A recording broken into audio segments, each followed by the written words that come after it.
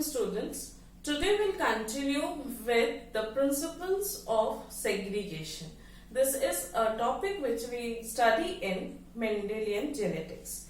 Now when we talk about principle of segregation, first we should know what is a monohybrid cross. Now when we talk about a monohybrid, remember mono means one. And when we talk about monohybrid, we must have one parental genotype. Now when we talk about parental, let's suppose the parental genotype is capital R and the female may be small r. Now when these parents will form the gamete, both this will get segregated and form the different gametes. And in the F1 generation, that is the first filial generation, these gametes will form pair and forms the next generation. So this is capital R with small r, because all the possibility will give rise to capital R and small r. Now how and what the principle of segregation says? Principle of segregation specifically focus on 4 points.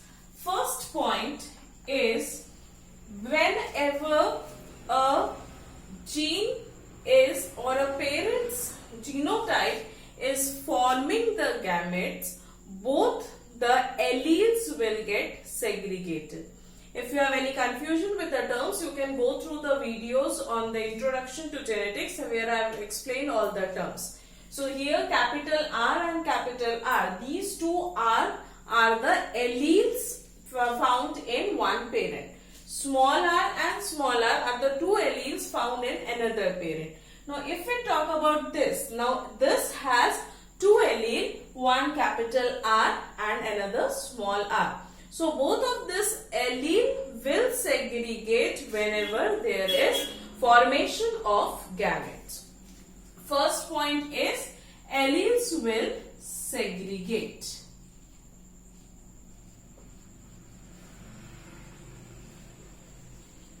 Second point is when we see a gene phenotype of one generation, if any of these capital R, small r, all these are the genotype.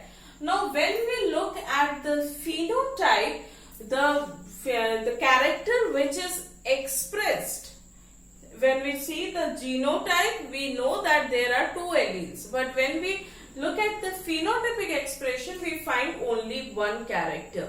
So the character which is expressed is the dominant gene.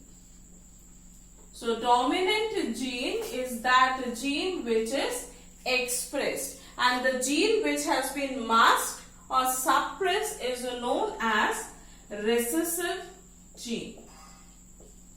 So one is dominant gene, another is recessive gene.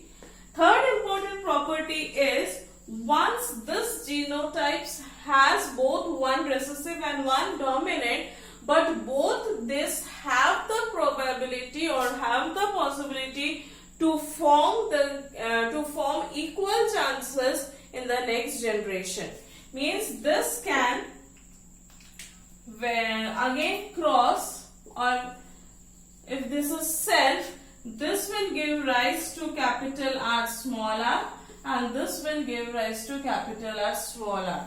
Now in the next F2 generation, it will form capital R, capital R, capital R small r, capital R small r and small r small r.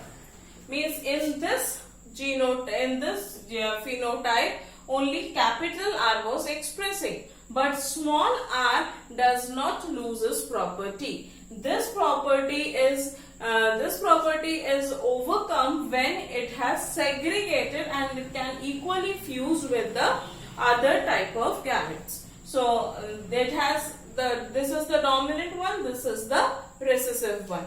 Means recessive also have the probability or equal probability to form the gametes.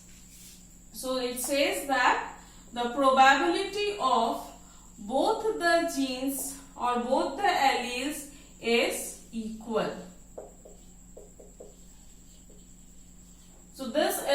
principle of segregation, where it states that each and every allele of a phenotype or a genotype has the right to segregate.